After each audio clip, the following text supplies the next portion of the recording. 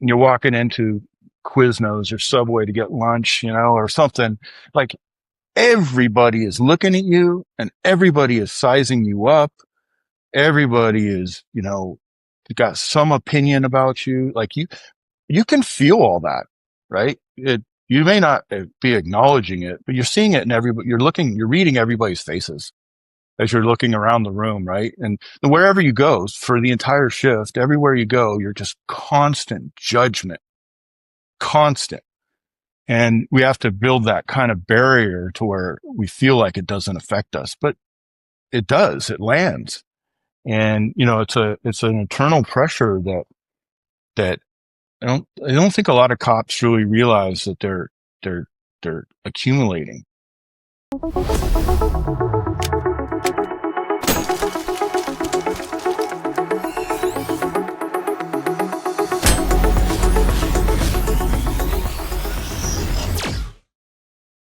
Hello and welcome to Making Shooters Better, brought to you by Laser Ammo, the most advanced laser-based firearms training available. I'm your host, Terry Vaughan. My guest today is Tim Pearce. He's a former law enforcement officer who worked with gangs in South Central Los Angeles, volunteered for some of the hardest assignments available, and lived through a moment so heartbreaking it permanently reshaped how he views training, stress, and particularly survival. Today, we're going to be talking about what really happens under pressure, why traditional training often fails, usually when it matters the most, and how tragedy can often become a catalyst for innovation that will change, I think, how law enforcement and the military prepare to fight through the sort of injury that could, if not for this training device, end up costing them their lives. So, Tim, thank you for joining me on the Making Shooters Better podcast. Well, thank you for having me. I'm looking forward to it. So I start out every episode asking the same question. How old were you when you first started shooting? I live in Southern California, and my dad used to take me out dirt bike riding out in Mojave Desert. Started at 5.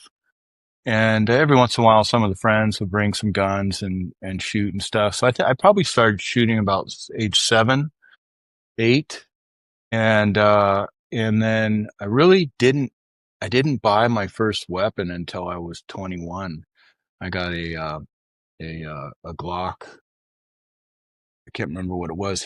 Some Glock I had bought with my buddy and his dad. So we got our first handguns. But just around shooting, but we weren't hunters or anything like that.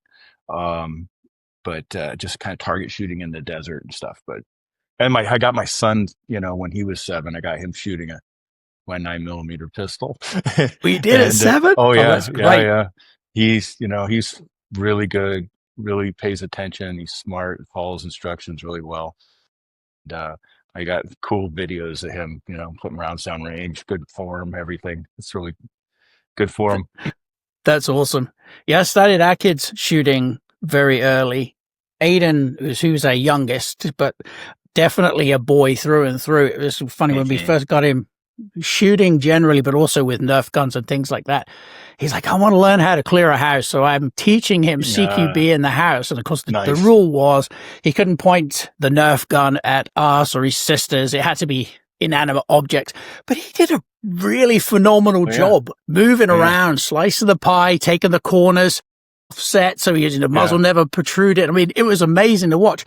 And it's incredible, I think, in most cases when dads, particularly, or moms, take an active role in teaching firearms, safety, as well as obviously the application of fundamentals of shooting, how quickly kids can just soak that up. My son started playing Call of Duty at a young age.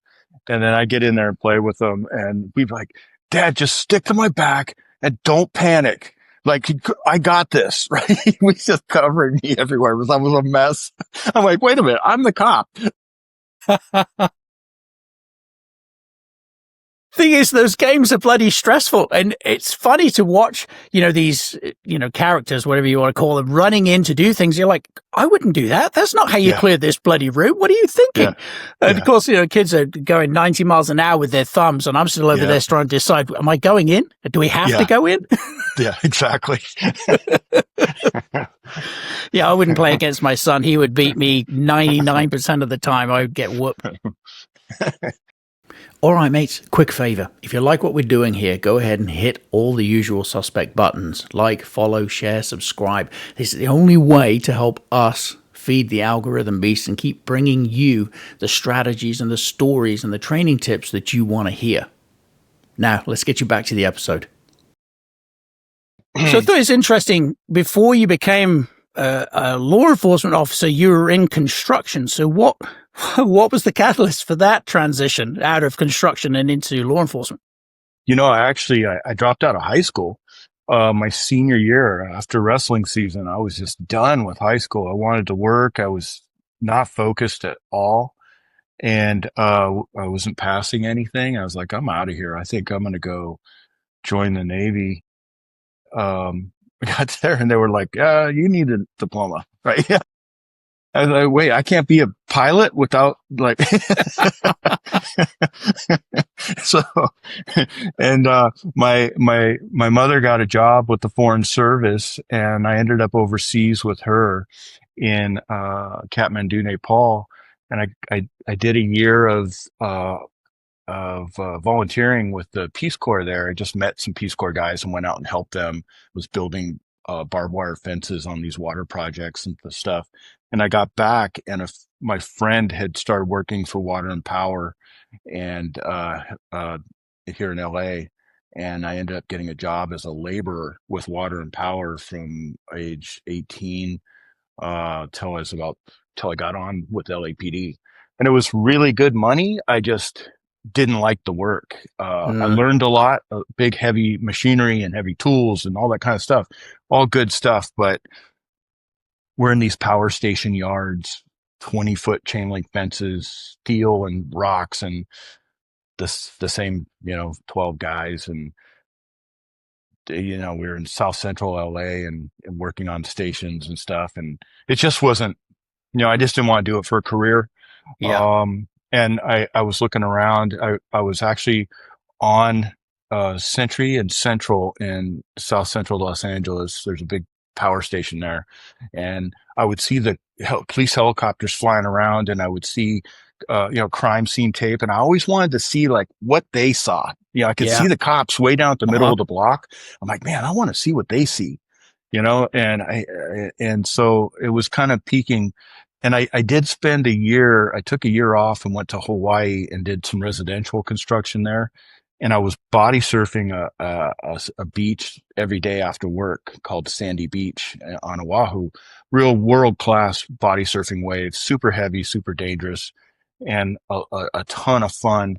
And in that year, I made these like little micro rescues, 4 or 5 of them, where it's just helped some people out of some really bad situations.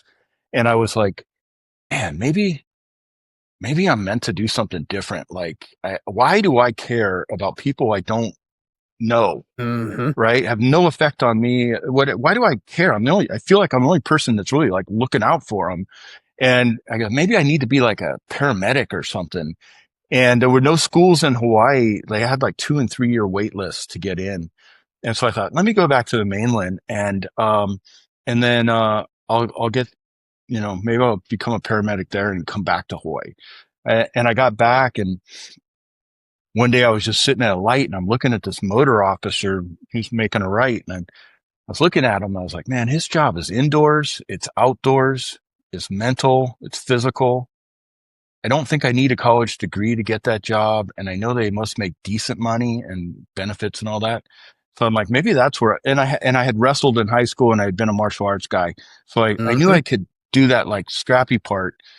But I tell you what, man, I hate telling people what to do. I don't, rules are really not my thing. Honestly, I mean, I'm a good person, and I know I'm not going to do anything wrong, but so you've got a standard. yeah, yeah. So so it was the last thing on earth I ever thought I would do. But I also knew I wanted something that I could be proud of and something that, respectable, right? Mm-hmm. So it started fitting. And then I'm like, okay, let me just see if I can do this. And so our community college here had a reserve academy, and I signed up there and actually did pretty well. And I was like, oh, okay, maybe I can do this. But honestly, I didn't like it um, at first, and I didn't even like my first year on the job. I was like, yeah, I don't know about this. So, and then and my first year on the job was downtown LA, and I was working in Chinatown. It was just so damn boring. And I actually went to my training coordinator and said, "Hey, I feel like I'm falling behind. Like my classmates, like I need to get into something." And so she put me with some young P2 officers, and now I'm working on Skid Row, and now we're doing dope, and now we're chasing stolen cars, and we're just getting into things. I'm like, oh, okay, this I like this is Yeah. fun. And then I wheeled out and went to Southwest Division, which is the Crenshaw district, which is just west of USC.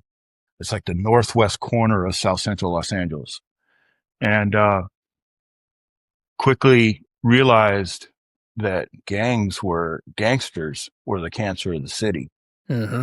And I quickly realized, like, you don't get paid anything different if you're going after gangsters. You get paid the same. And so, and it just felt like if I'm going to do this job, let me just do the hardest thing possible. And if I can survive that, everything else is going to be easy. And so I just got into it, and I realized, like, yeah, this is time well spent if I'm going to do this job. And, and you just had to like acclimate to it. Mm-hmm. It's a tough hurdle, to get into and convince yourself to keep going after those guys and keep drumming up the drama. But it felt rewarding. Like you walk the gangster into the station and you got a pistol off of the guy. Your peers are like, "Oh, nice job, Pearce." Your watch commander's like, "Oh, nice job, Pearce." Everybody's happy. The neighbors are giving you this little thumbs up, the secret thumbs up as you're driving away with this guy in your back seat. So everybody's happy except for homeboy and his, little crew of criminal friends and family. And who cares? So like, Yep. I like being liked, and I don't like conflict at all. But when it came to that, like that was kind of black and white for me. Like my calm demeanor played well for that job. But then, and working with these guys when they're not, locking horns or taking them into custody, with doing the intel part of it, it worked really well. Mm-hmm. But, yeah, I just kind of got pigeonholed in that, and I ended up having a fantastic career. I loved it. Well, I think there's two things of interest there to me, and that is you got to travel fairly young and get Yeah, outside of the US. And I think that's something that many people that live here and criticize the US are guilty of not doing. They never leave. They don't go anywhere else. They don't see anywhere else. And one of the things I'll always be grateful for was my time in the military and getting to see how the rest of the world really lives. And I mean really lives, because we weren't going to, the sunny, touristy parts of the places we were going to. So you got to see how the rest of the world kind of operates. And it makes you super appreciative when you come back either to your home country or to my now newly adopted home country, but you have to see it. Yep. And I also think it's super interesting that something resonated with you during those little micro life-saving experiences.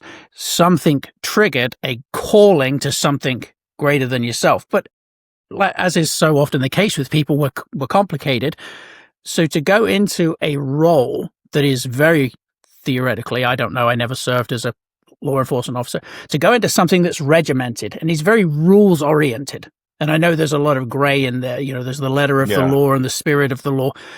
But to go into that first year and probably find yourself going, I don't know, I don't like this. I don't like bossing people around, following Yeah. these straight lines. It's it's funny that that experience was what drove you to do something where the calling, I feel, was higher. There's a people immediately with a problem, and this problem over here with the gang members is something you could immediately solve. Yep. Yeah, absolutely. Yeah, it's it was very, very uncomfortable, like being judge and jury with people, like normal people. I didn't want to deal with normal people's problems at all. I just yeah, I was young and I just didn't. So and I didn't care about traffic and all that kind of stuff. And when I started working with the gangs, then it became more like, it's more cowboyish, right? It's Mm-hmm. more creative. It's more like in the moment and trying to outsmart these guys and, all this psychological warfare Yeah. and getting played left and right and then learning your lessons and then, figuring out how to get even and all like it was, I just got into it. It was fun. And like I said, it didn't hurt my sense of my personality, right? Mm-hmm. And I knew it was a win-win, right? It's a win for the community. It's a win for the police department. It's a win for the city, right? It was a win for me professionally. Uh, you know, um, just, you get a certain level of respect when you're doing that. And, Yeah, that yeah, satisfaction you must have felt. yeah. Yeah, but the army, you can't call the army, right? No. It's you, right? Yep. It's you running interference between, you know, gangsters and the public, and nobody else can do it. Nobody, only the police, and that's what crushes me when they're killing proactive policing. It's been going on forever, but it's just almost decimated. And who is being taught to be able to be proactive and run interference with these guys? I used to always say the smartest guys are the ones in the middle. Just, follow the radio, do what they're supposed to do. Don't do anything extra. We all get Mm-hmm. paid the same. They're the smart ones. Like the ones that are compelled to push the edge.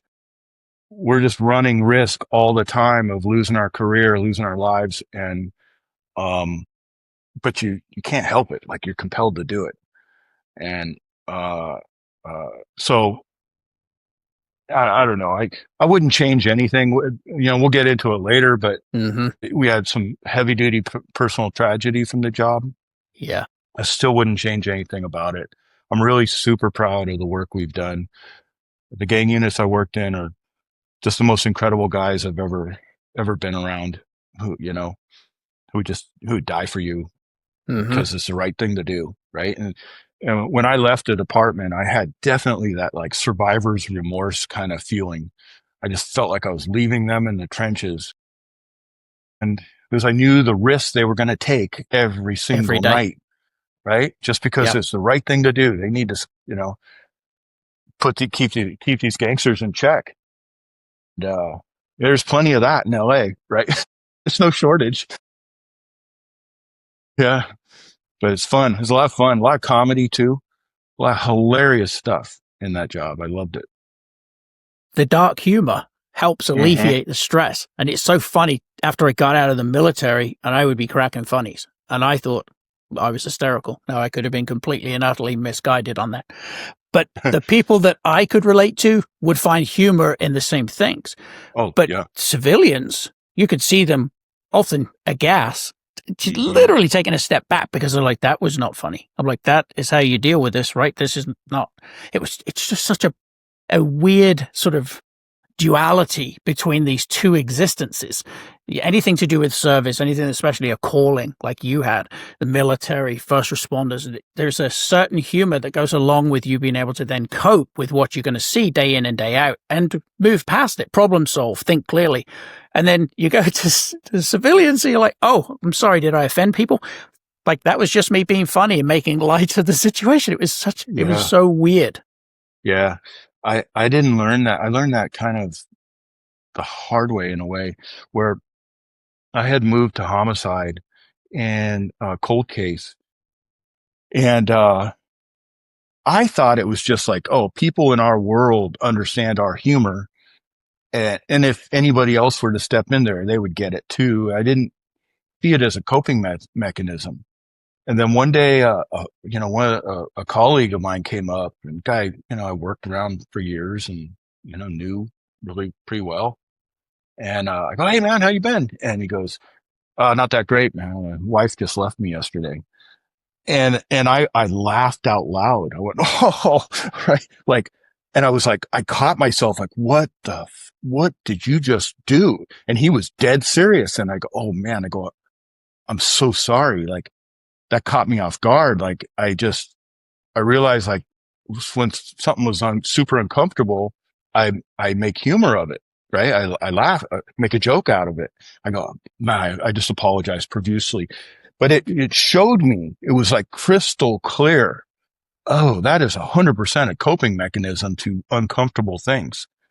And yeah, so, the job plays on you in a lot of different ways. Like Yeah, I I do can feel only like imagine.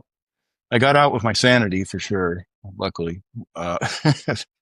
Well, that might be debatable, um, Yeah, but I can yeah, imagine it took a little while to yeah. adjust and also not be concerned or feel bad about leaving, because once you've been in there with those guys and suddenly you're out, you're out. And it's weird to not be, shoulder to shoulder with people that you've probably formed, the strongest bonds with. Sharing the risk, right? There's Yeah. a lot of personal value in that. It's just stepping up to the plate and sharing the risk for your boys, Hmm. you know? You just don't Yeah. get that in a lot of jobs. You don't get that kind of that's where the camaraderie comes from. That's where that tightness comes from. Yeah. It's a wonderful thing, that I'm really appreciative that I got to experience. Yeah. Yeah. No, absolutely. So I'm kind of curious, especially given your background, gangs or other areas that you've worked, what patterns, and this is a personal thing of mine where I'm super interested in human behavior. What patterns, if any, did you start noticing about human behavior in that environment? Were there consistencies? Were there inconsistencies? Yeah. In gang work, you get really, really in tune with just little nuanced movements of people and how they react to you. It becomes like second nature. And what's weird is you start to like, when you work in the neighborhood long enough, you can drive in off duty, head into the station, and feel, you can feel the neighborhood. You can feel the tone, the tension or Hmm. lack of Or lack tension. of? Yeah. And I remember one day driving through Watts, and so spent a lot of years in Watts, and I was like, and I got off the freeway and I calmed down. I relaxed when I was there. Like it felt like home because I spend so much time there. And I was like, but, but I know I'm not relaxed. I know I'm looking at everything. I'm watching everybody and everything. And I'm looking for clues, but it felt so at home, which I said, wow, this can't be healthy. Like that. So, but it also is kind of I don't know, like a, a badge of pride or something. Like I felt prideful that I knew that neighborhood so well, you know, Hmm. and, I knew my job really well. So, uh, yeah, Yeah, one of the but things they teach for personal safety is what's the baseline? What do you expect in this environment with these people, with these emotions? What's normal? And then what behaviors, if any, do you see are above, perhaps more than you would expect, or below baseline? So that you're always going into every environment taking a measure.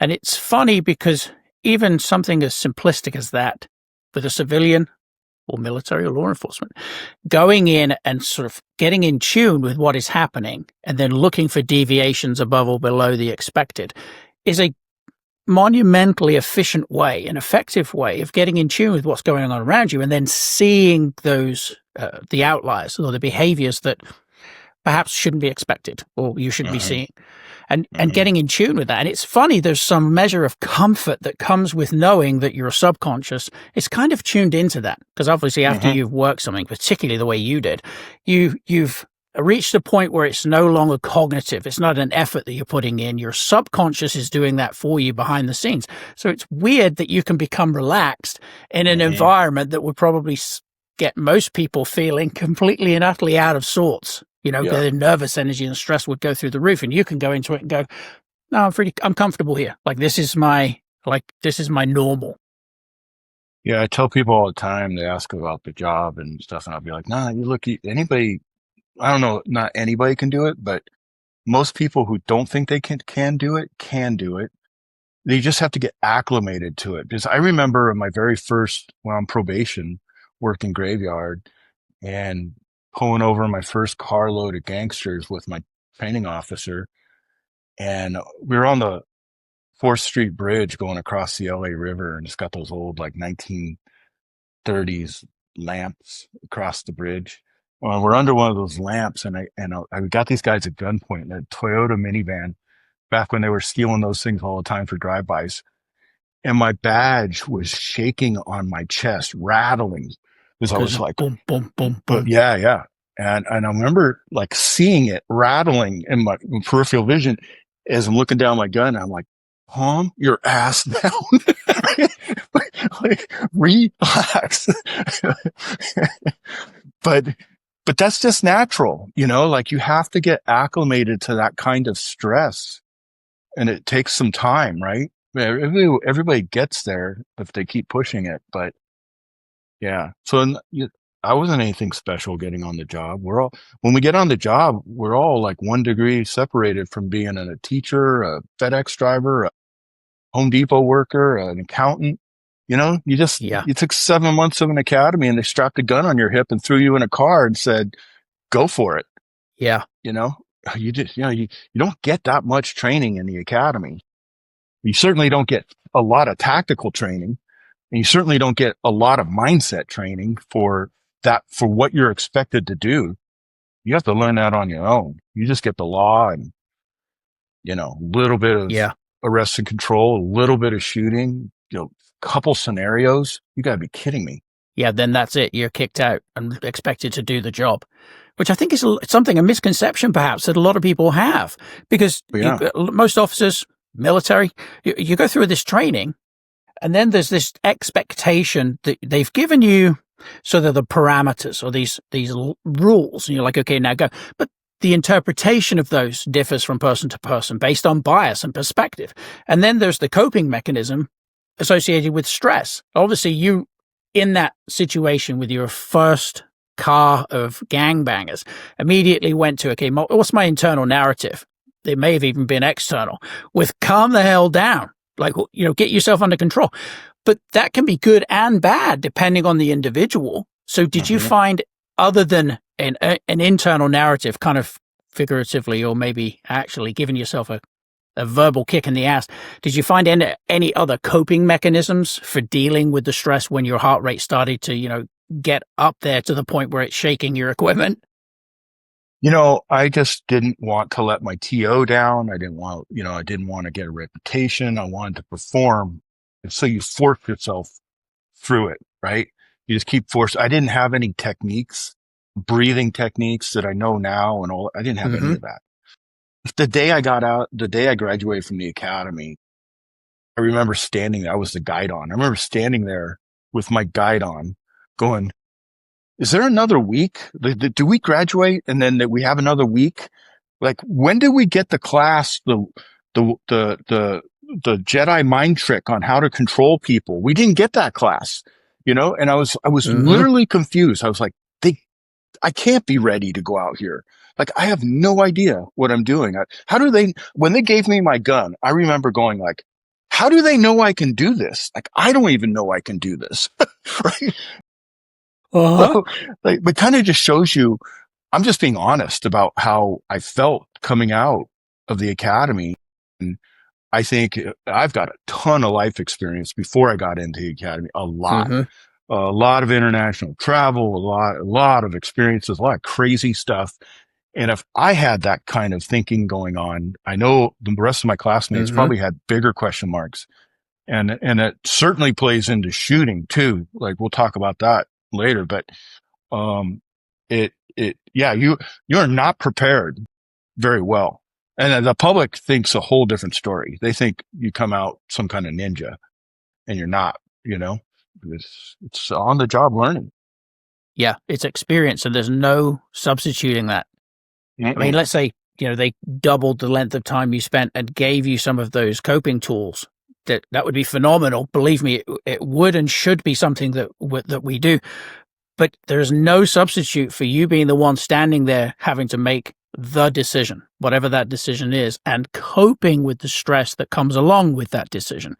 And it chafes my ass to hear people Monday morning quarterbacking a decision that had to be made in a fraction of a second by a human being. And often we see right past the human to just the uniform and don't understand the stress that individual was experiencing in that moment. Yeah. Yeah. It's when you're wearing that uniform and you're walking into Quiznos or Subway to get lunch, or something, like everybody is looking at you and everybody is sizing you up. Everybody is, got some opinion about you. Like you can feel all that, right? You may not be acknowledging it, but you're seeing it in you're reading everybody's faces as you're looking around the room, right? And wherever you go for the entire shift, everywhere you go, you're just constant judgment, constant. And we have to build that kind of barrier to where we feel like it doesn't affect us, but it does, it lands. And, it's an internal pressure that I don't think a lot of cops really realize that they're accumulating. And, and that goes into, it's just one of the factors of the stress of that job, right? The stress is not just the confrontations.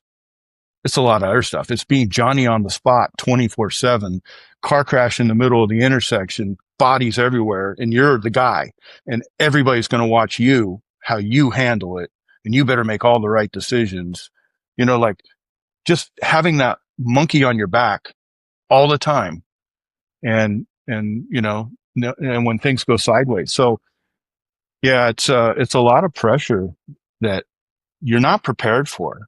And I don't remember experiencing any, like you could go to the department psychologist if you want, but who's going to do that? Who's Nobody going to does do that, right? Like you're not going to open that can of worms. So you tough it out and you figure out coping mechanisms along the way. And it's like nobody's helping you through that. Pretty interpersonal. Like, maybe your close buddies, so you pick up on little things they say, but nobody's talking about it. No, and you had maturity because you went in a little bit later than most. Yeah. Yeah, 20, I think I turned 28 on probation or right around when I got out of the academy. I can't remember, but I was 27, 28 when I got on the job. Yeah. Yeah, because I was actually a little bit older when I got into the military and was somewhat surprised at the lack of experience that a lot of the younger guys displayed and decision-making skills. And, everybody goes in feeling like they're going to make it. And a lot of people, especially in my branch, didn't. But when you come out of that, there's a little swagger, right? We've got a British Green Beret. We're, tough here, tough there. I came out honestly feeling like, well, I know probably less than, or I felt like I knew less than when I, first got in there. I'm like, hold on a minute. I'm now responsible for what? Are you kidding me? And there was a lot of guys that kind of covered for that insecurity with bravado. And I can't imagine that law enforcement has that similar effect where you put on the uniform and suddenly, instead of recognizing that there are limitations in what you know and how to cope with that stress, there's sort of just that leaning in with the machismo and the bravado to cover for those insecurities. Yep. Yeah, that actually is one of the things I loved about my gang units. Is you would think that the guys in the gang unit are these like tough guys, right? And it was the opposite. Like I got in there and like, these are all family guys, man. These are all jokesters. They're having fun, right? They know how to step it up when they need to, but they prefer not to. And they prefer to be calm and cool because in that world, in that gang world, you come in there with you're the big stick, and you're going to run the show. those neighborhoods going to eat you alive, right? And so you can't be that. And I didn't realize that. So it attracted a certain group of guys. Mm-hmm. And it was super refreshing to me. Because in fact, when I left the Southwest gang unit, the crash unit, and I went down to Watts and went to the Watts gang unit, I was like, I thought, oh, gonna be a bunch of gunfighters there, a bunch of macho bullshit. Like, Mm-hmm. I hate that. I hate that stuff. And, I got in there and it was even more casual than the unit I came from. And not casual in irresponsible casual. Yeah, Just, no yeah, it surety. was, mm-hmm. And, everybody covered for each other. Everybody took care of each other. The comedy was off the hook every day. It was just so much fun, you know? And then we get back to the station after like hitting a huge gang party and just chaos and stuff. We'd be, how the hell did we survive that? Like, we're as perplexed as anybody, you know? but, you know, it was so much fun. Really, really good fun. And it counts. It's work that counts. Yes, it's truly meaningful. Mm-hmm.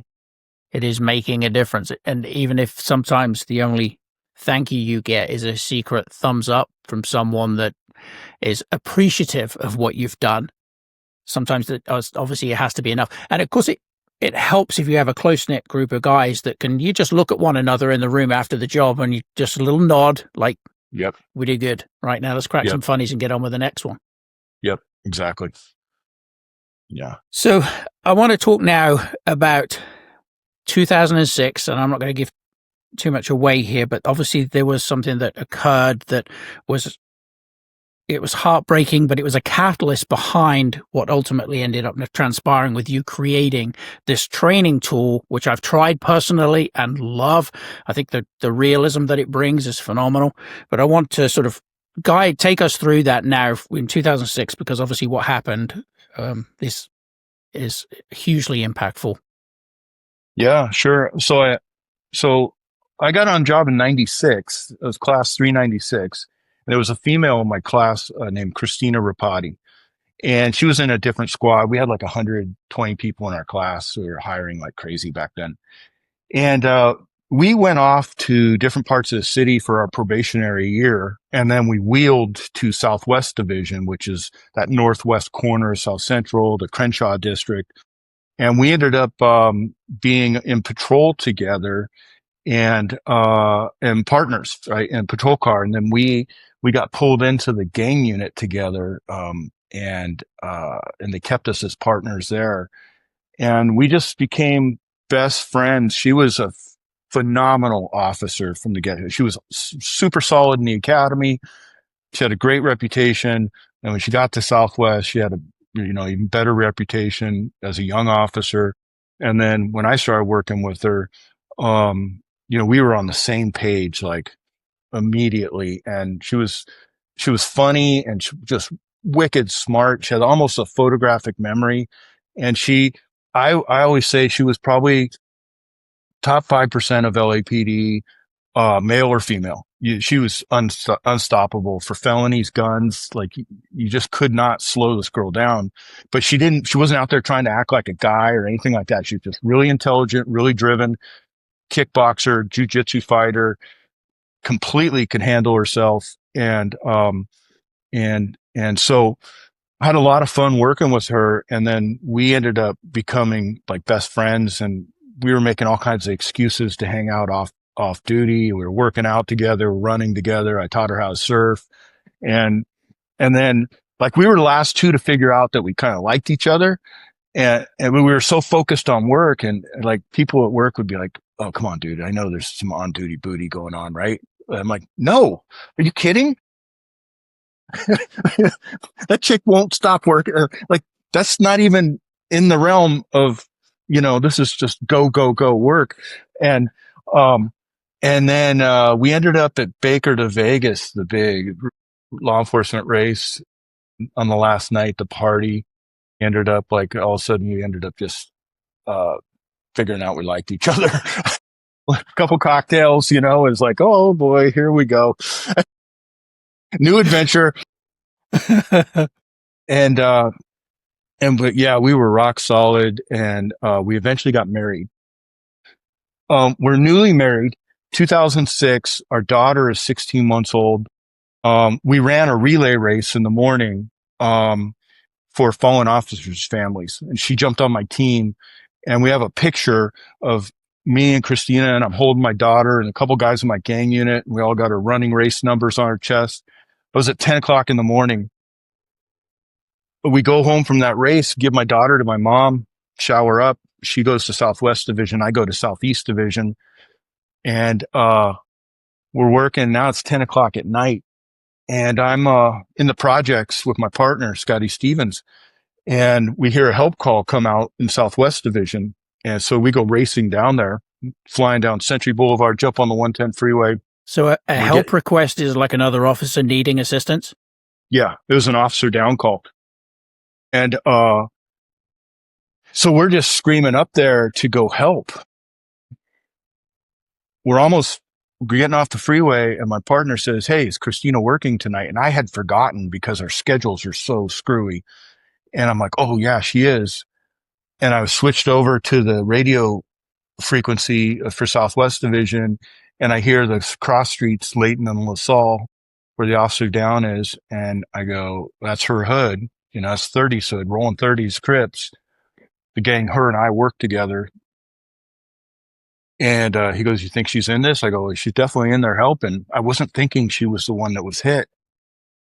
And so what had happened, and right then her supervisor, who was a friend, I see his name on my phone, calls me, and I showed him it's my partner. I go, "Here it goes." And I go, "What's up, Sarge?" And he goes, "Hey, where you at?" And I go, "I'm getting off at Coliseum. I'll be right there." He goes, "It's Christina." I go, "Yeah, I know. I figured I'll be right there." So we're on our way to her. What had happened is the police station is on Martin Luther King Boulevard, and Denker Avenue is the cross street. And on the opposite corner of the police station is a little gas station mini mart. And this homeboy had gone in there, hoodie, bandana, gun, took everybody's money, and took off on foot running up Denker. It was 10 o'clock at night. It's a dark neighborhood right there too. And the victims ran across the intersection to the front desk to say, "Hey, we just got robbed, male black, northbound Denker," you know. And the desk officer is picking up the radio to put it out to all the units out in the division. And Christina's coming down Denker and sees this guy double timing it on foot. And then he like ducks behind a car when he's dumping something. Her and her partner key in on that. They pull over. Christina jumps out, passenger. "Hey, come here. Let me talk to you." Boom. The guy starts running. She's chasing him. Doesn't see a gun in his hands. Now, mind you, this is her third foot pursuit of the night.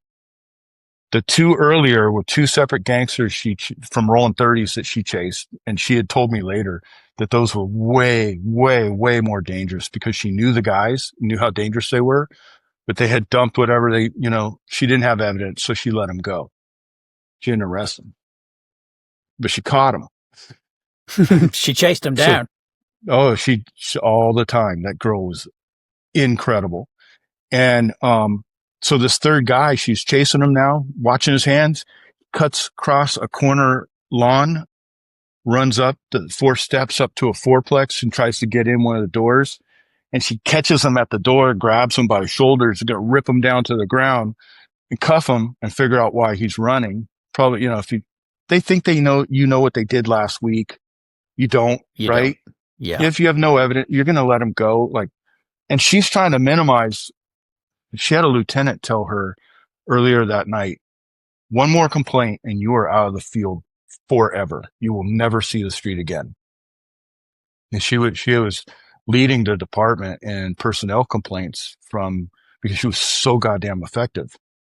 And so they would have these campaigns, and you get these people inside that had never done that kind of work, and they start to believe where there's smoke, there's fire.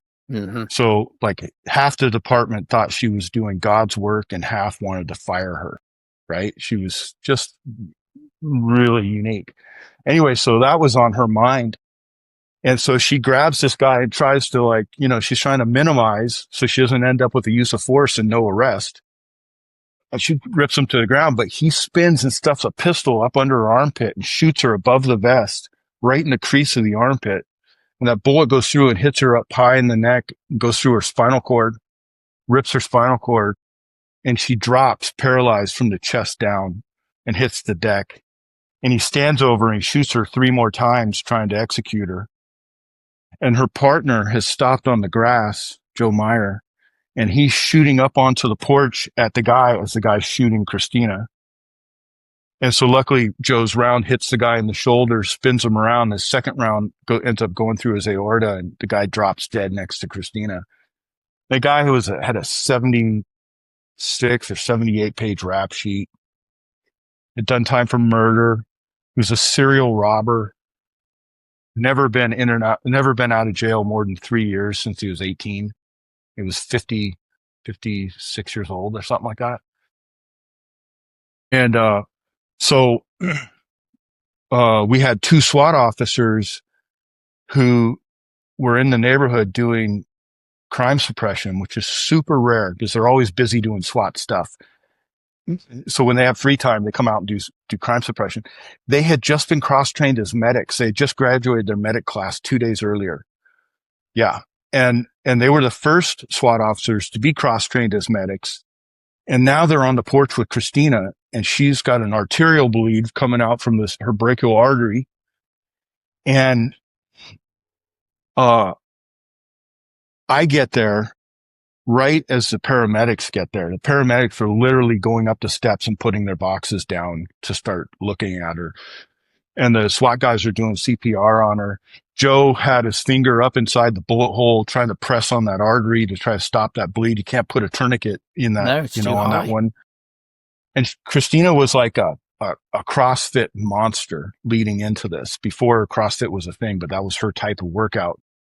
And a big piece of what kept her alive.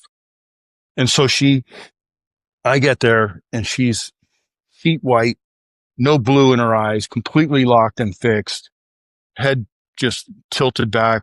And she has this thick, syrupy, purple arterial blood solid from out under her back, down 4 steps and a big puddle on the walkway. I actually slipped in that going up. They had taken the suspect and thrown him out onto the lawn. He was dead. Yeah, where he belonged. So I had to hop over him. I slipped in that blood. I got up there and I started looking at her, and I was like, at this point, I had probably 8 years of gang work under my belt, 7 years. And I was like, man, I've seen hundreds of people in various stages of shot dead or dying. And I was like, there's no way she's going to make this, And it's a really weird position to be in because like you're in full uniform and you can't lose it. I remember going like, what the fuck do I do? Yeah. And I just started talking to her. I'm like, Christina, this is your fight. Don't give up. And I can't tell if she can hear me, but she's just, out of it. Mm-hmm. And I just kept repeating, like, don't give up, Christina. You got to fight this. This is your fight. This is the one to win. You got to win this. And because she is so goddamn competitive, like I just thought if anything could get into her, like that's the thing she needs to hear. And then I have to switch into husband and also tell her I love her, yeah. It was such a weird thing to, all the paramedics and cops and everybody. And I'm trying to maintain a level of professionalism and not lose it, not become part of the problem. Right. And you just have to hold it together. And so we got her on the board and got her down to the California hospital. And I ended up in the trauma room with her. And the thing on the walls going, no pulse detected, no pulse detected. And they got IVs in both sides, both arteries here, both arteries in her arms and both arteries in her legs. All her veins had shut down flat. And they were trying to get blood in her. It wouldn't go. And the thing on was no pulse detected on the wall. And I'm standing there and they're cutting off all her stuff and giving it to me. I think they thought I was like her security or something. They didn't know. And I remembered I wanted to say, hey, that's my wife, like to add like. Yeah, but you can't. Yeah. And I remember thinking, I don't want them to look over their shoulder and for a second. not a millisecond. And I also remembered thinking, I remembered in the academy, they told us there are times on this job where you have to keep your mouth shut. You may disagree with what you're assigned to do, whatever, may completely violate your personal values or whatever, but you have a job to do. You shut up and suck it up and just do your job. And I remember standing there going like, man, this is the epitome of that. I just got to stand here and suck it up and take it and just watch. And it was watching. And then finally one vein opens up. They got really scattered because they were panicking because they were losing her. And then one vein opened up, and then all of a sudden I watched 5 bags of blood go in her. And then they took her and sent her across the hall to a CT scan and then found the bullets. And then there's a whole bunch of story around this. There's tons of stories around this, but yeah, she survives, goes into surgery, survives. She's paralyzed from the chest down. And what we didn't know is that she ended up, and this is good for shooters to know, she ended up with a brain injury in her frontal cortex and her amygdala. And when you have massive bloodshed, like a big artery bleed like that, one of the first places to be affected is the brain in the frontal cortex and the amygdala. Frontal cortex, executive decisions. Yeah, and I want to punch this guy, but if I do, it's going to cost me 20 grand. It's going to be embarrassing. And it's your brakes, right? Your brakes going, cool your jets. Your amygdala is the one like, fuck this guy. I want to punch him or I'm going to run, right? Yeah. That thing's going. And your frontal cortex is what's stopping you from doing it. Both those are broken on her now. Completely broken. And that's like, if you have a major artery bleed, you got to get that thing locked down with a tourniquet because it doesn't take long for you to get that brain injury. And I know that's not talked about because it's probably kind of rare, but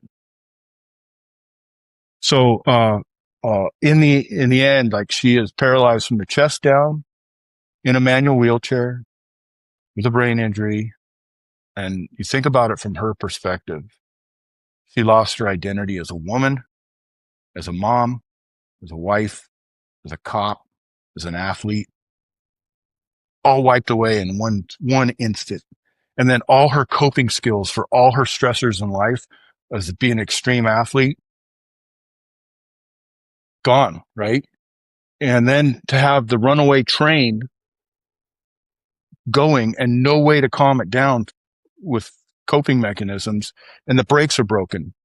So you can imagine the kind of torture that girl goes through on a day-to-day basis today. And I can expand on a whole bunch more. Like that girl is the toughest girl on the face of earth. And she is, what she's going through on a daily basis is just incredible. Yeah, that's nuts.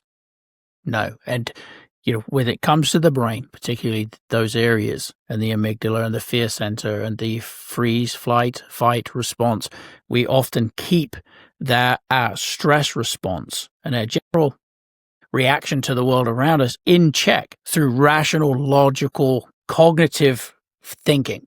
And if that's gone too, then there is literally, as you said, no brakes to stop the runaway train. Yeah. What makes it even worse is he got diagnosed with borderline personality disorder. Now, I think it was there before, and it's one of the things that made her such a dynamic officer. What they say is people with that disorder, it's kind of like having a megaphone in your head of whatever you think people think negatively of you, that's on a megaphone in your head. Whatever you think negative of you is on a megaphone, right? It comes from childhood trauma and stuff. So they usually will have like extreme jobs, extreme lifestyles, and to keep all that at bay.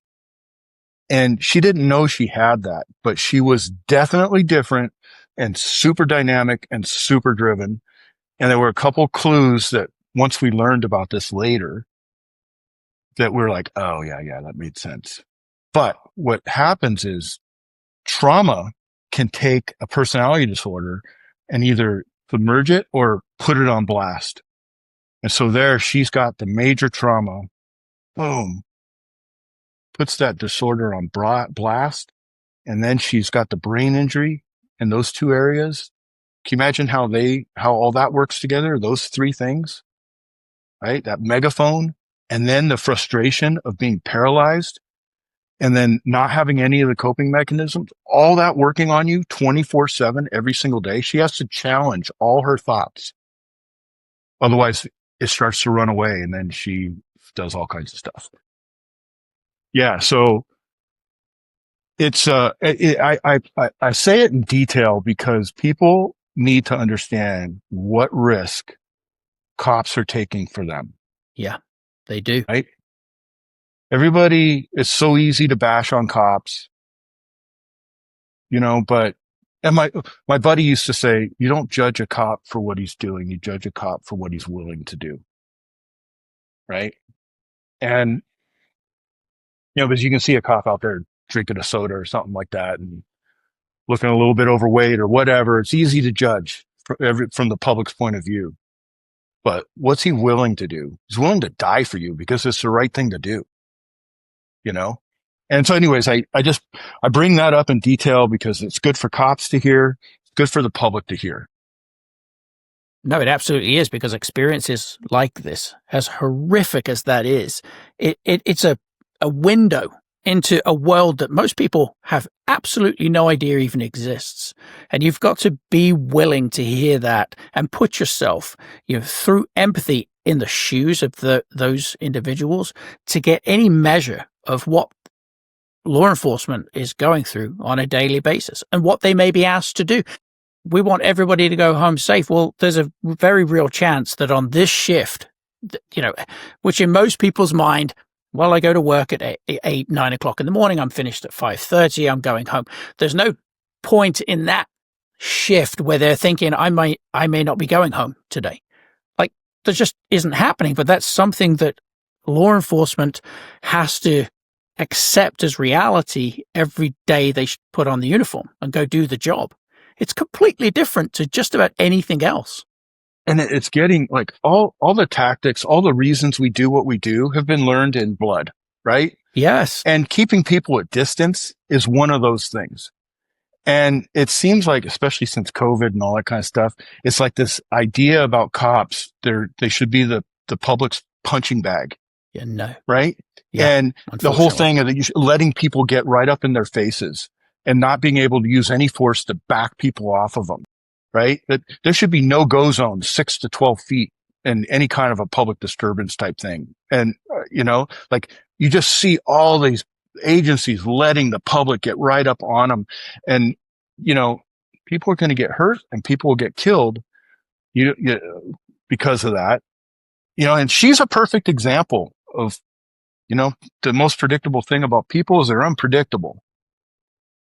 And, it's just unwise to allow people to get up that close on us. And that one errant criticism from her officer telling her, one more of these and you're off the job, caused her to talk herself out of responding probably the way she would have done without that warning and keeping herself safe.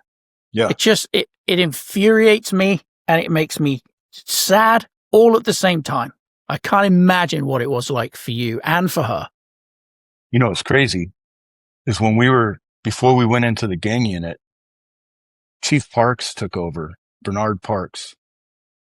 And he came down with this special order number 1, this new complaint system. We used to have a sergeant come out if a suspect wanted to make a complaint. Sergeant come out, talk to him, talk to us, make a reasonable decision on whether it happened or not. He talked to the neighbors, blah blah blah. He could make the call and say, "Go pound sand. You're just trying to avoid responsibility. Get out of here."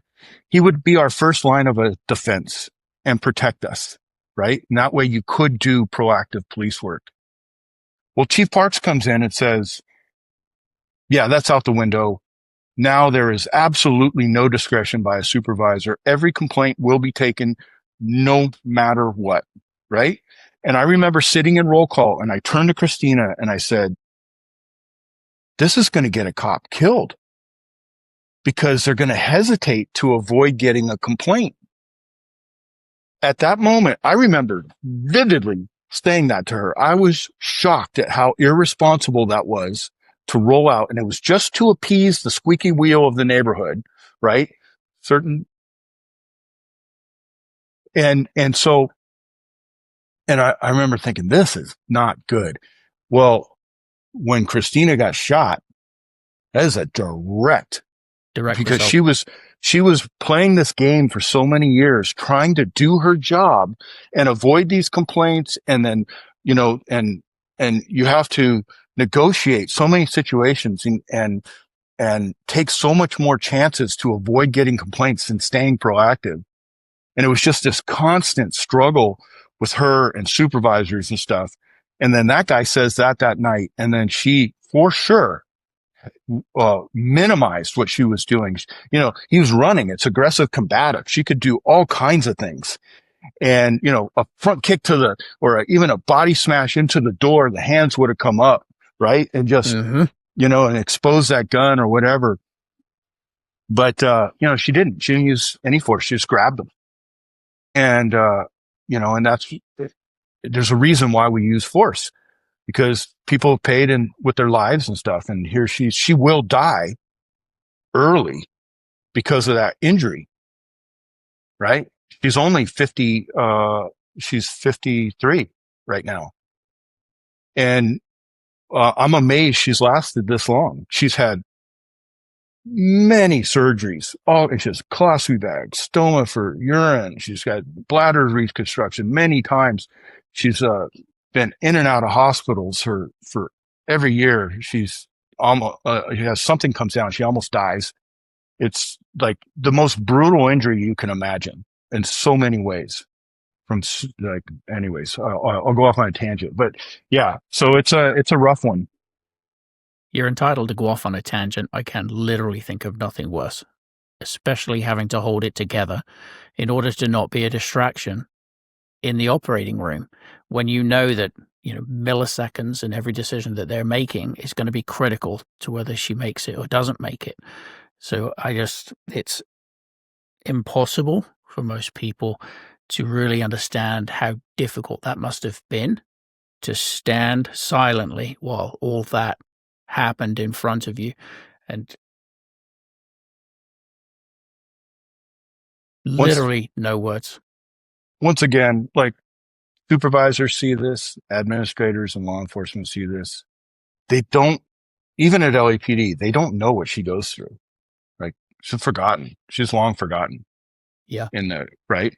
Yeah. And so I say it just to remind them when those situations come up, there's a reason why we use force. And, and to fight for those reasons and, not make it harder on the cops, not make it more unsafe on the cops if you have a choice. Because this is what the results. It would have been easier if you died. But unfortunately, probably yes.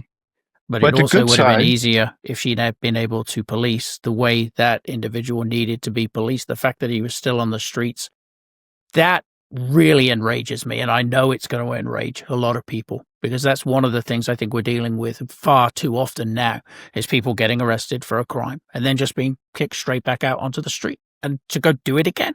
And you're like, what in the world is happening where this is okay? Yeah. Yeah. Yeah. The guy to have a 76 or 78 page rap sheet yeah. was insane. He should never have been out at all. Yeah, before that happened, her and I got in a shooting. A guy popped out on us. We were creeping up on, trying to look for somebody else. And a guy popped out on us with a shotgun and blasted on us, from 12 feet away. And, the load came right past my face, the pellets.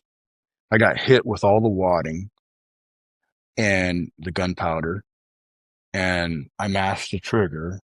I was going to drop him, and if I mashed the trigger and hit him in the upper thigh, like when I got hit with all that, I shot 4 rounds, anyways, takes the guy into custody. Guy goes in, we were leading the department in complaints at the time, her and I. And so the guy sits in jail for 9 months waiting for trial. He's looking at 2 accounts of, attempt murder on PO, con with a gun, gang member with a gun, enhancements. Mm-hmm. He's looking at life. He was 24 years old and, had some serious felonies on his records. He's looking at a life case and, 9 months rolls by. It's time to go to trial. And the city attorney who represents us comes to us and says, hey, we're going to offer him a deal. We're like, a deal? For what? Yeah, the guy had a shotgun. He shot me. They literally came out with clear tape, 3-inch tape, our scientific investigation division, SID, and they collected gunpowder off of my face and out of my hair and out of the webbings of my fingers where I was pointing the gun, right?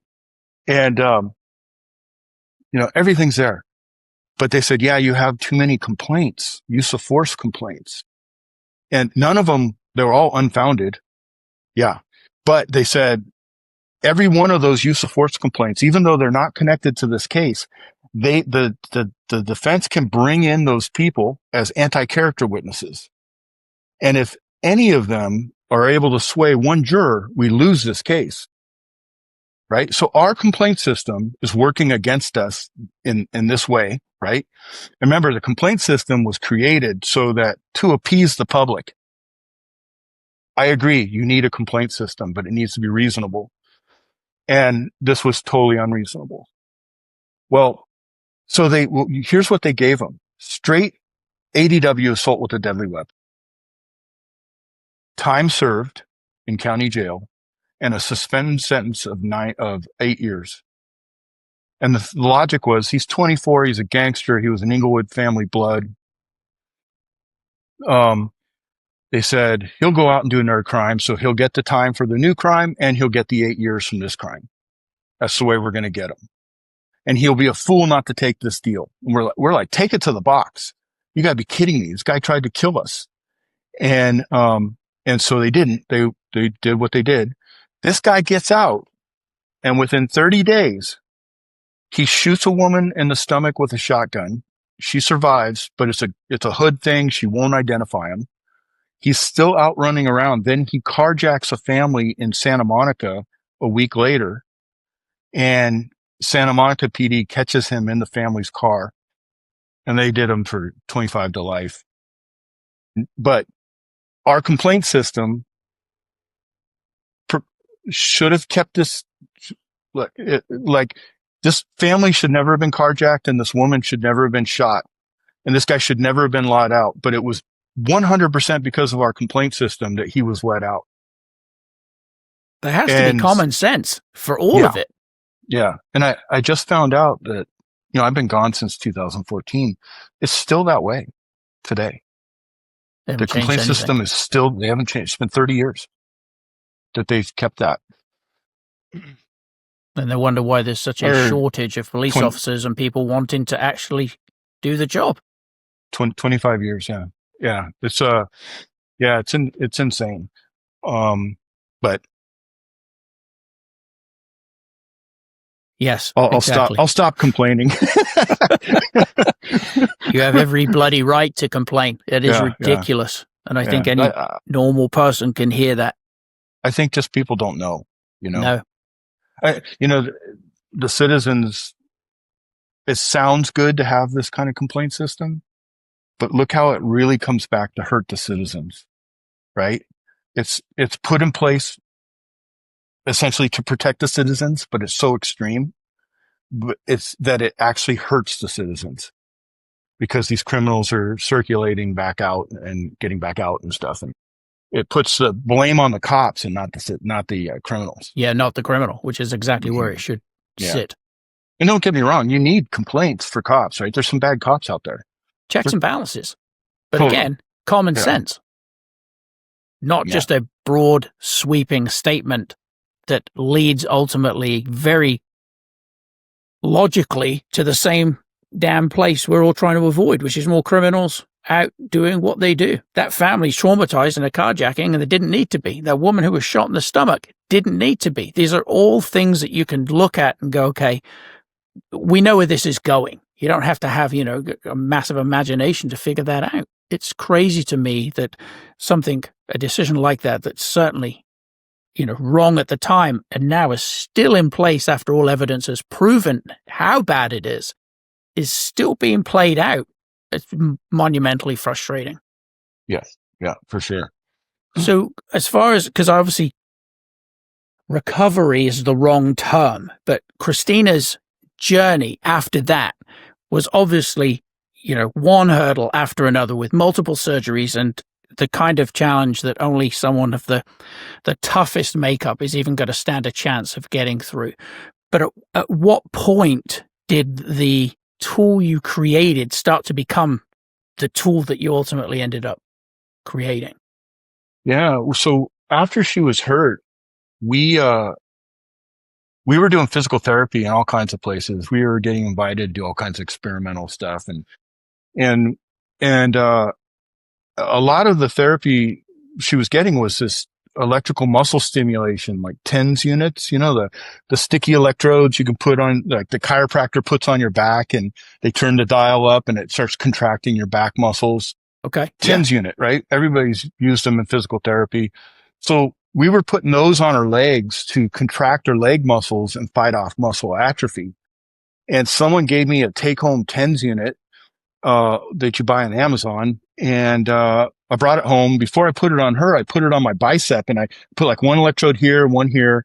And then I had the little unit and I'm just flicking dials.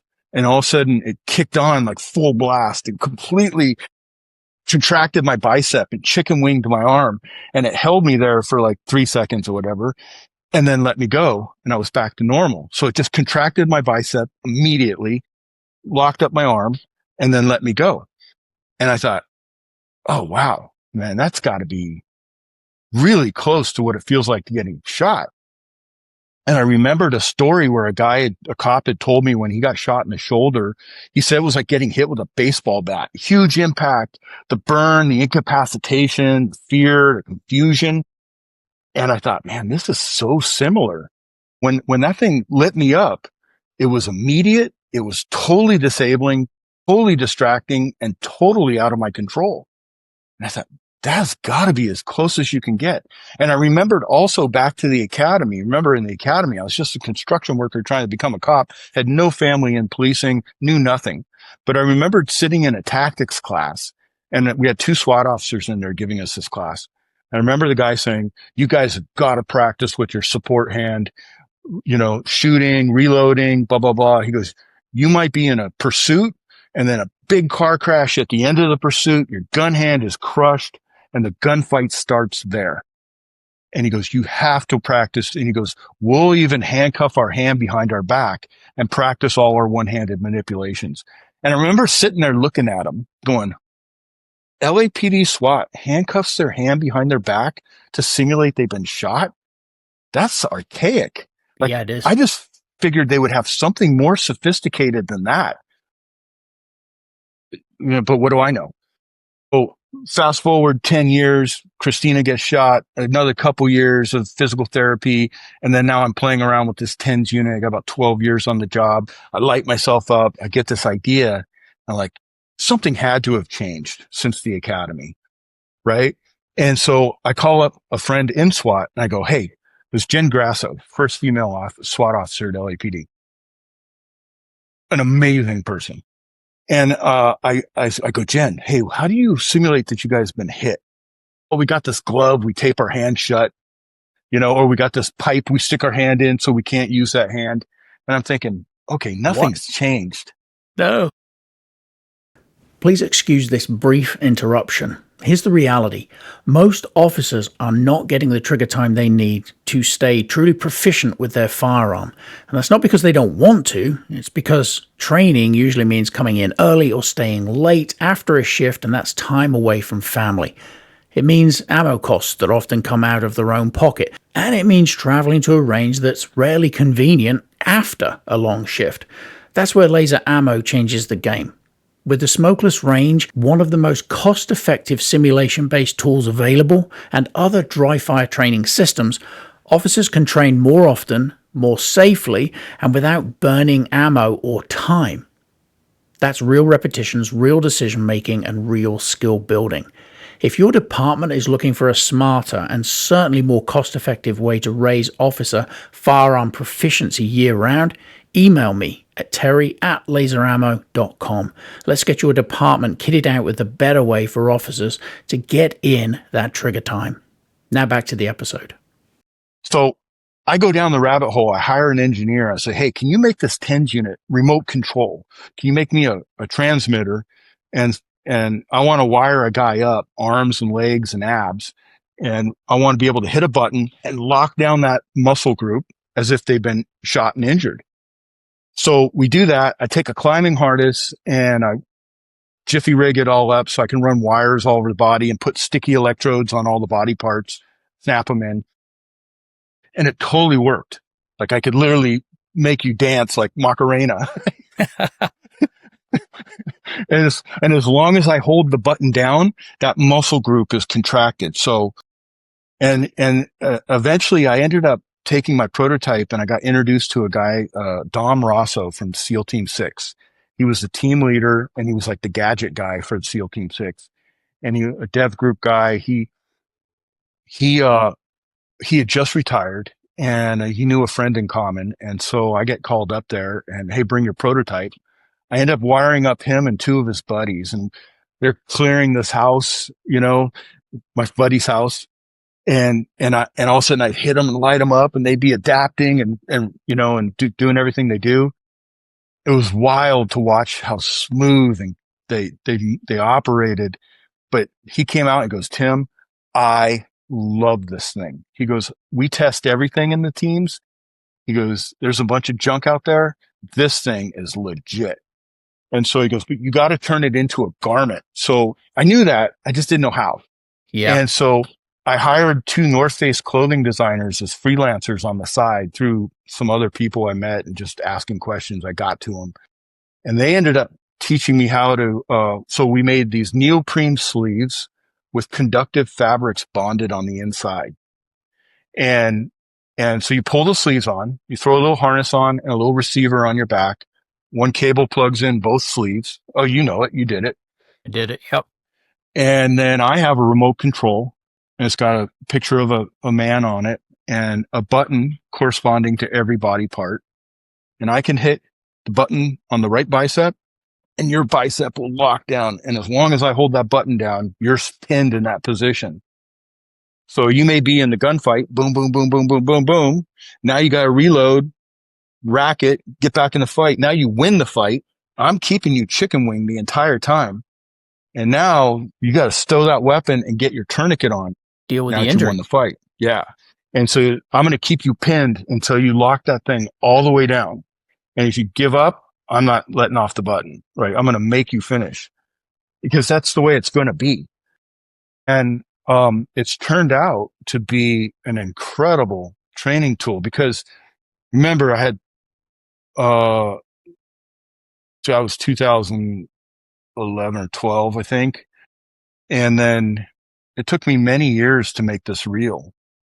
And I've only been selling it now for just less than 2 years. So it's fully commercial, but it's still brand new to the market.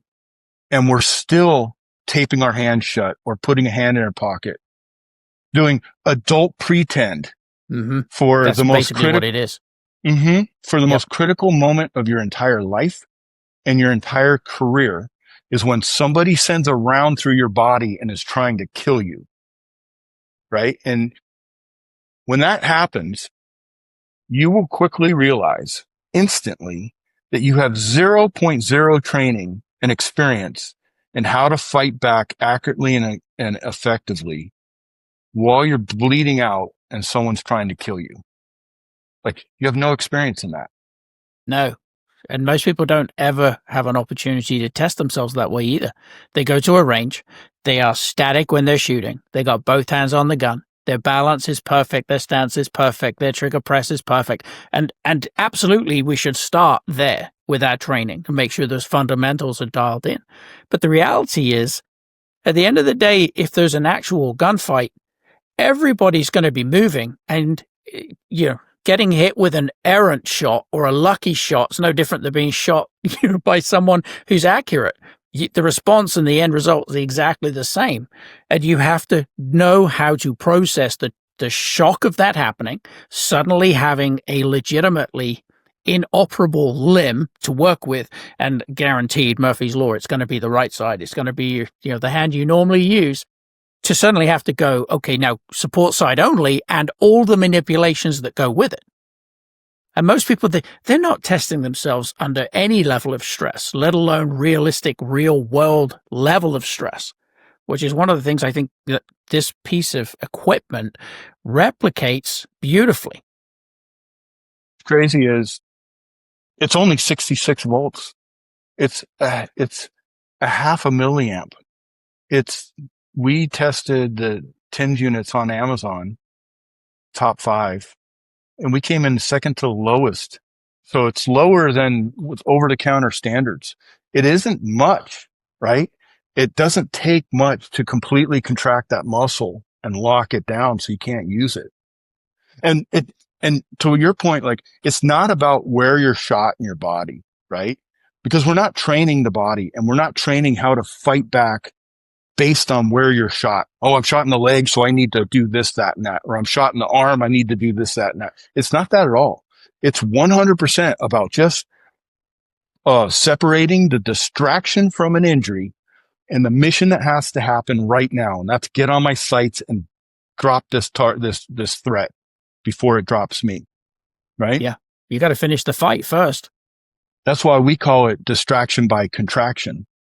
Boom. That's a huge draw, right? But you don't have time for that, because the first round that hits you is bad. The 10 or 12 coming after it are really bad. So you don't have time to go like, oh my God, I've been hit. The boogeyman's got me. What do I do? Am I dying? Let me call somebody. You don't have time for any of that. Look, it's hard enough to hit a static target with your primary. Imagine how hard it is when you've got a hole in you and you're bleeding out and the boogeyman's got you and you're fighting back with your offhand or your support hand on a moving target. On a moving target in a compromised position whilst dealing with the injury, or at least the shock of being injured. Mm-hmm. And there's only 2 kinds of shooters in the world. The kind that shoot at you and run, bed down, hide. Okay, I can get some cover. I can get a tourniquet on. I can communicate and get help coming my way, right? The other kind is kind that shoots at you and stays in it to kill you. And that's who we're training for. And you don't get a pick. They pick you, right? So that's who we're training for. And, from the chief down to you on the street, you're given nothing but hope and a prayer that your inner Rambo is somehow going to all of a sudden surface for the first time in your life. And you're going to be bleeding out. You're going to be fighting back accurately and effectively to stop this threat with 0.0 training or experience up until that moment. And what's crazy is police departments, we're mandated to go up against armed criminals. You're not allowed to turn around and run away. Right? Or I don't want to deal with this. I'm going to drive on. Yeah, it's a Tuesday. I don't want this today. Not an option. Whether it's legally mandated or not, mm-hmm. It's what the public expects of you, is to confront armed criminals, because that's why you're given a gun. But you're not given any training on how, if that goes wrong. It's a level of arrogance to think that our superior weapons and tactics are going to bring us out victorious every single time. Even Delta Force gets shot. Like you said, errant rounds, lucky shots. There's an element of bad luck in this stuff. And if you get hit and this guy's still moving on you, flanking you, coming around a parked car, you need to be able to put rounds at down range. So you have to be trained. Pilots are trained to take off and land, but they're also trained to mitigate catastrophic failures in the air. More importantly, because they're responsible for their life, the passenger's life, and the people on the ground's life. We're responsible for our life, our partner's life, and the people around us, their lives. So what is the difference? There isn't any. Yeah. And so anyways, this product 100% is going to save lives. It's going to minimize liability for departments because we all come to the table with a zero-sum game mindset because we've never been shot before. We're, like I said, we're all 1 degree separated from a FedEx worker, Home Depot worker, accountant, teacher. We're nothing special. So we're coming to the table with, don't get shot at any cost because I have to assume I'll die. It's a lot of apprehension. And so when you're halfway back on the trigger and the guy's not following your, orders and the comments of the call says he's the guy with the gun, blah, blah, blah, but you can't see it. That's a lot of anxiety going on in the back of the everyday officer's head, especially if they're not in a place where they're not at gunpoint every night, with somebody. And so I can take them through their first shooting and show them it's not a zero-sum game. You're going to lose an arm. Yeah, it's going to be a yard sale on the first one, but you 100% will get better on the second one and even better on the third one. And now you're going to realize, oh, this is not a big deal. I can actually look at my target, my sights, and I can hit my target. Look, if I get hit in the dome, I'm done. Most likely. I get hit in the body. Game over. Body shots, body armor. Body armor is a good chance I'm going to survive. I get arms and legs. I can still fight. But you have to show an officer he can do that. And once he knows he can do that, he's coming to the scene with a little bit of decompressed, anxiety and fear.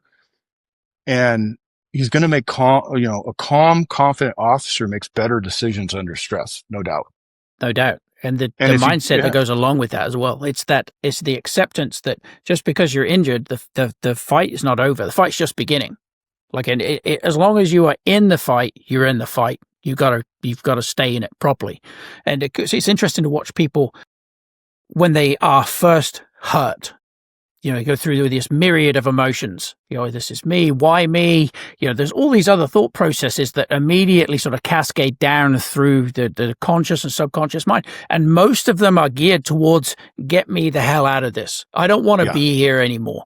And so that escape mechanism, which is perfectly natural, is something that has to be overcome. You've got to put somebody in that position, hopefully multiple times in a controlled environment to show them that they can, so that the switch is flipped. This individual now knows, okay, shit, I'm hurt. Yeah, but I have the tools, the training, the mindset necessary to push through and keep pushing for as long as it takes to deal with the threat and then self-treat.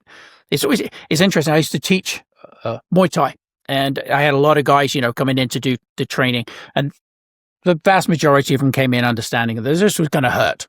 But they had an idea in their head about how much it was going to hurt. And once it exceeded that, you could see the fight go out of them completely. They're like, hold on a minute, that really hurts. I had one guy, he was getting a little froggy. We were sparring, and he threw a kick, and I blocked it, but I blocked it using my knee. I kind of leant into it a little bit.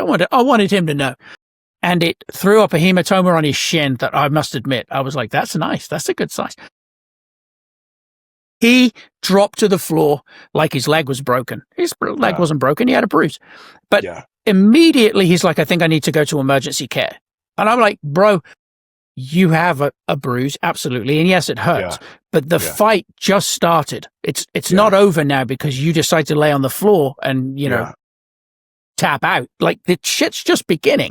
And he could not get his head around it. I had female students that were 10 times as tough as him. They'd be like, it is what it is, let's go. And of course, a lot of the classes that I've taught since then are always geared towards, just because it's not fair doesn't mean that's not when the fight's starting. If someone punches you in the face and you go to the ground, that doesn't mean they're going to stop because you're laying down. That could be where they really get off on beating you some more. And so it's this whole mindset shift that people, especially law enforcement, military, but even civilians need to take on. That just because you're hurt doesn't mean that the other person's going to stop. That may be the point at which they decide, now I'm bringing it. Yeah. I think a lot, like people have this in the back of their head from when you're kids and you're playing tag and all that kind of stuff, and you get hurt and you're like, I'm out. Like the game goes on, but I'm out. Like, hey, don't mess with me because I'm hurt. I think that rolls over into adult life, and it's in the back of a lot of people's heads, and they need to be shown that they need to be shown that they can override that and push past that, right? A lot of people figure out that they do that automatically, but we've seen them, the ones that just crumble. And there's a very strong, instinct, self-preservation instinct that we have to be taught to override, because that thing is super, super powerful. Very much so. Right? It's been around forever. And we, in order to go up against armed criminals, need to be able to override that. And it needs to be practiced. It's perishable. Yep. And cops aren't getting that. And that's one thing that AU Fire shows them. It shows them they can override that instead of run from it and turn their back on it. A lot of times, the very first time I'll hit them, they'll do a pirouette. They'll just stare at their arm and turn their back on the shooter, and they can't believe. No, can't believe what's happening. Yeah, I mean, some pretty experienced guys I've seen do that, and they will never, ever, ever, ever do that again. And all the teaching that AU Fire does is the person does it to themselves. They teach themselves as they go through this. They're the ones that force themselves to finish the fight, to, stay in it, to problem solve, to figure it out. You can't get better learning than that when you're teaching yourself to solve those problems in real time. And then on your second round, you're automatically better. On your third, you're automatically even better than that. And then that confidence nugget is there. It says, wow, I can do this. This isn't a zero-sum game. Especially in active shooter training, right? I call it the tactical ballet. You are a little 4-man triangle, and we move this way, this way, this way. We separate, we come back together. There's so much put into that, but so little put into the face-to-face violence when you get to the guy who's doing the shooting, right? And those are the types of guys that when they go in, they're killing as many people, knowing they've got a window until the police get there. And then their goal turns to, I got to kill as many cops as I can till I go out. There's no getting out of this, right? I'm going to score as much as I can. And so that's the guy who's going to shoot you and keep shooting you. And so if you get hit and you go down, especially these solo responders, right? In these places where they just don't have backup fast enough.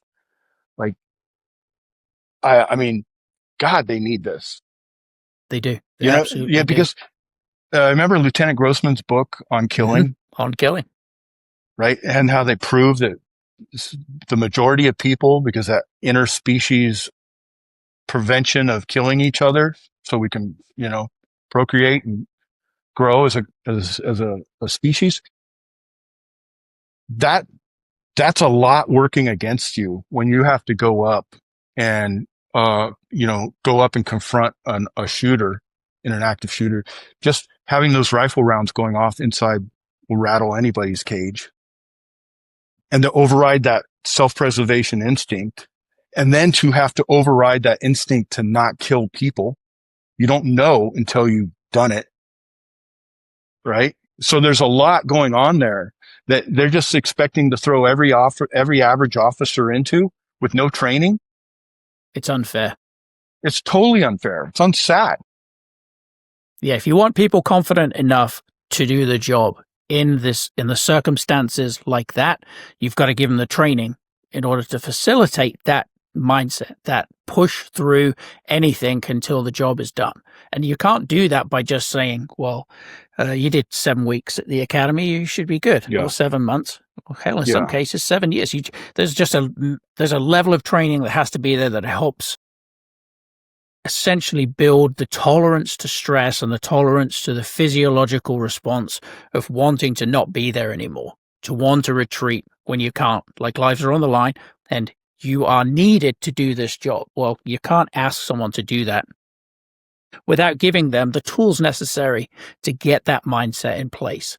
And I think that this tool, this creation of yours is amazing. And having experienced it myself, I did have somebody afterwards say, were you faking it? Like your arm locked up, but I mean, really, were you sort of leaning into it, making it a bit more dramatic? And I'm like, no, my arm completely locked up. That was the first time, outside of the military where we would, stuff it inside a jacket or something, or, have it tied behind you and you're trying to manipulate your weapon system. That was the first time where I felt truly the stress of, like, this isn't working now. You have to improvise. You got to adapt. You got to put those things that you've half-heartedly trained at before. It's usually a bit of a giggle fest. Suddenly, the realism is there, and you have to overcome the obstacles. And it was funny because I did well in as much as I was able to get shots on target. I actually did it in conjunction with a smokeless range. So we had a threat on the screen, locked my arm up, had to use support side only to get the gun in the fight, got some shots on target. I was even moving off the X as much as I could in the confines of this conference space and was pleased that I managed to get there relatively quickly. But I tried it once. I would love to do it 3, 4, 5, 6 times in a variety of scenarios so that you truly build the confidence and knowledge in your own skill set. Yep. Yeah, it's win-win-win every single time. Like you just get better and better at it. I could put you in a car and ambush you and hit you, and now you're cross-drawing from a seated position and trying to figure out how to get out of the car and with then running a to level the back. 2 or a level 3 holster. Mm-hmm. I mean, most people, that's so hard to do in a seated position and trying to press the lever to get your firearm out. Yeah. Yeah. And, and like I said, it's almost always like a wrench in your spokes the first time, but then, well, you figure it out quick and you start adapting and you start putting down rounds, on target a lot faster. And the whole goal is to really just to shrink the confusion window, I call it, right? That, I've been hit. Oh my God, the boogeyman's got, what do I do? I got, this stuff. We want that not to be this much of it. We want it to be this much of it. And you only get that by experiencing a few times ahead of time and teaching yourself that you can do this. You can focus. You can get to this. This is not primary. Stopping the threat is primary. Get to this as soon as you can. Right. And absolutely. Yeah. It's just reducing that window, that decision window of going from the freeze of, oops, shit has hit the fan. What am I doing? To, I know what I'm doing. Like I already have that plan in place and know exactly how you're going to respond. No, I think it's a great bit of kit. So I one last question for you. If you were sitting across from yourself as a rookie, what advice would you give yourself? I would, I think, a couple like housekeeping things. I would really make sure that I stuck with jujitsu throughout my career, that I kept training with weights throughout my career just to minimize the stress, the absorption of stress. I went through long periods where I didn't do that. And I can tell it's made a huge difference. And, so I would definitely warn them to never give that up. Right.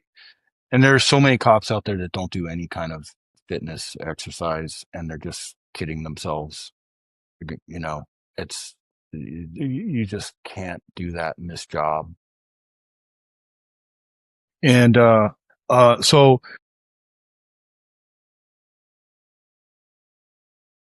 I wouldn't warn them against anything. about this job is, I would be very honest about the price you can pay, the price you will pay from this job, right? How people will treat you.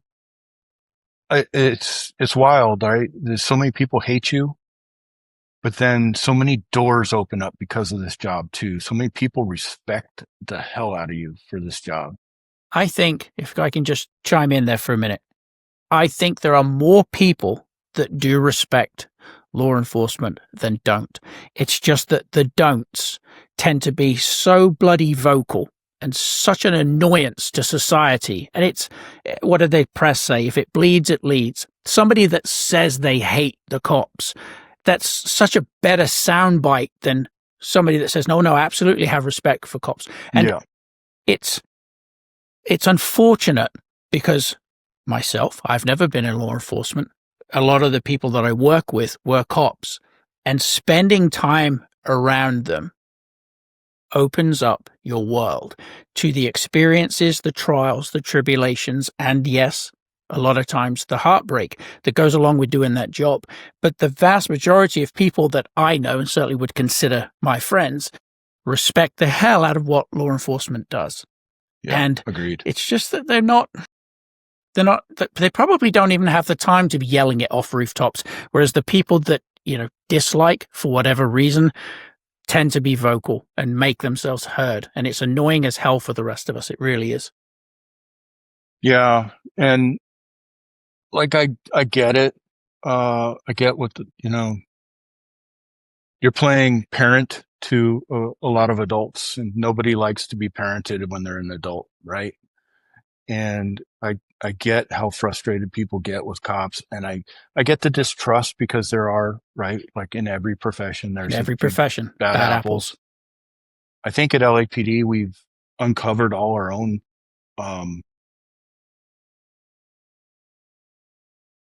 like every big news story about LAPD, a corrupt cop, dirty cop, whatever, has been uncovered by another LAPD cop. Like, we do a very good job of policing ourselves because nobody wants to pay the price for a dirty cop, And, so I get, so much more good is done than bad on this job. But the bad gets highlighted so intensely. So I understand the distrust of people. I understand people don't want to accept responsibility for things they did, and it's easier to blame the cop, right? I get all that stuff. You have to wear all that when you're wearing that uniform. To also, have to remind yourself of the great things cops do and the great people they are. I was talking about this recently, how when I got away from the gang work to where when I got into gang detectives and then especially in cold case homicide, the farther you get removed from face to face with these guys every night and reading through all the BS and the lies and all that and the manipulations, because they're freaking good at manipulating. When you get away from that, it's easy to start looking at cops as the suspect whenever you hear there's some drama, and, and it's, I was super, super passionate as a cop, super passionate about gang work. And when I find myself getting suspicious of the police and buying into this BS narrative, this victim narrative, because that's, so powerful and useful. You have to be guarded against that, right? You have to be confident the cops are doing the right thing all the time, 99.9% of the time. So I think a lot of cops that don't have that kind of experience with gang work, you can see, especially as they move up in the chain of command, they start to look at the cops as the problem and not the negative part of the community that's causing the problem. And if that would have worked on me for a minute, I caught it. I know it's working really hard on a lot of people that don't have the same experience that I do. So I would caution somebody against that. give the cops the benefit of the doubt. Yeah. Agreed. Well, you've created an amazing piece of equipment that I think every academy and military training facility in the country should be using. I think it brings something to the table for training mindset and responses that hasn't been available before. So for those that are interested in exploring more about AU fire, accuracy under fire, how would you like those individuals to reach out and contact you? Yeah. So it's just aufire.com. And that's for accuracy under fire. And it's AU Fire Trainer on Instagram.